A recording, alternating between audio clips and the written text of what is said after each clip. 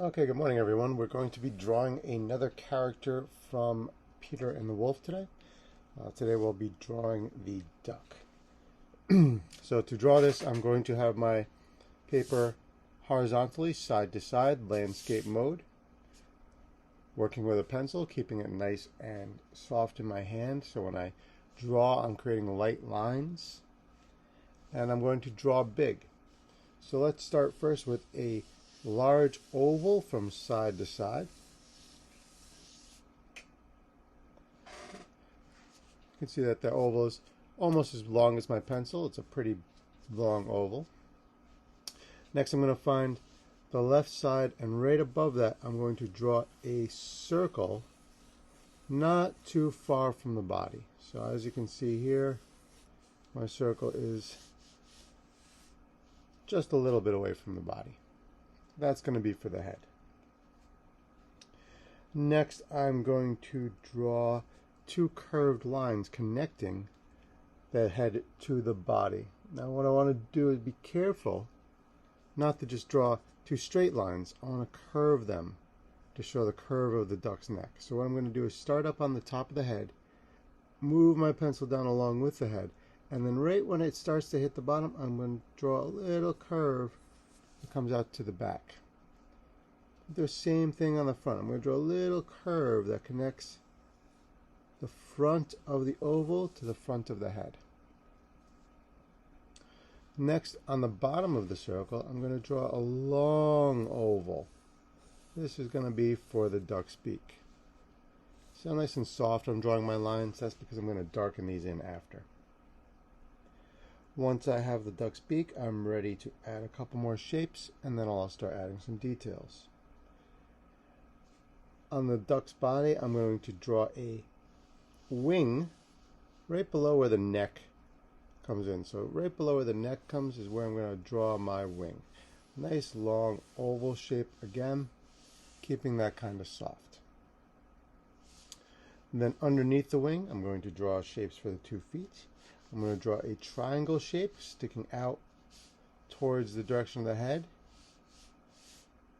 for 1 foot, and then I'm going to draw a rectangle for the other foot.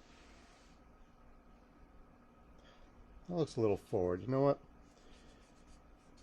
I'm going to change that and move it slightly back, just so it's coming out from the middle of the wing instead. See, I just made a subtle change, not a big change. Then on the back, I'm going to draw 2 curves for the duck's tail. I'm going to start on the bottom and follow along the duck's body, bring my line up, and then loop it under and curve underneath.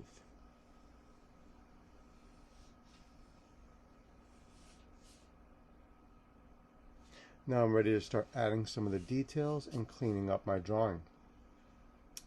I'm going to begin by giving the duck a face, but right near where the beak comes into the head, I'm going to draw a curved shape, almost like a C, backward C.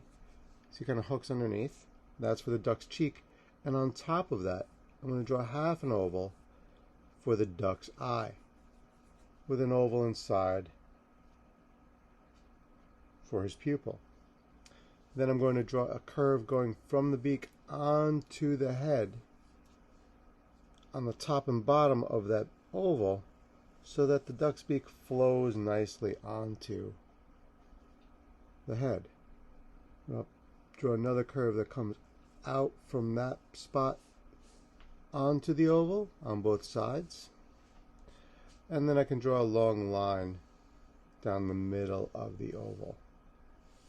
Now sometimes I keep my erasing all the way to the end, but now what I can do is I can remove any of those extra lines inside the duck's bill that I don't need anymore and get rid of those. Then onto the wing, I'm going to darken the line of the shoulder, and then I'm going to add 3 bumps for the feathers on the top of the shoulder there. I'm going to darken the line coming out the bottom, and I'm going to add 3 long feathers getting a little bit smaller. Each one gets a little bit smaller at the edge of the wing. Once I have that, I can erase the top of the oval. I don't need that part anymore. I also can erase the line connecting the tail to the body. I can darken the lines for the head and the body where the neck connects. Normally, sometimes if you see a duck, you'll see they have a band of color around their neck. That's what I did there. And then for the toes, this one's a little bit tricky. I'm going to put a little mark right in the middle there. So if you see I have one edge, the other corner, and one mark right in the middle, I'm going to draw a curve in between the corner and that middle mark on both sides. Once I have that in place, I can erase part of that triangle. And now I'm ready to move on to my next couple of steps of darkening any of the lines I want to keep. You can do this by going over with the pencil and pressing a little bit harder, or if you want, you can use a marker or a Sharpie. Remember, you're not tracing every single line you drew, only the lines you want to keep.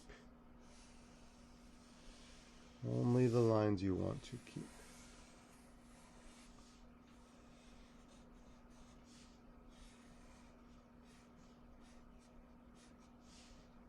Once I'm done tracing, I can come back with my pencil and erase, or if you have a separate eraser, take your eraser and go around and erase any of the pencil lines that are still there. Make sure to hold your paper down firmly so that it doesn't crinkle on you. And then you are ready to start adding color. Use whatever you have available. If you have markers, crayons, colored pencils, or a combination of those. Even paint is allowed, but this type of paper doesn't. It's a little tricky with paint, so be careful if you're going to use paint. Good luck, and I look forward to seeing your results.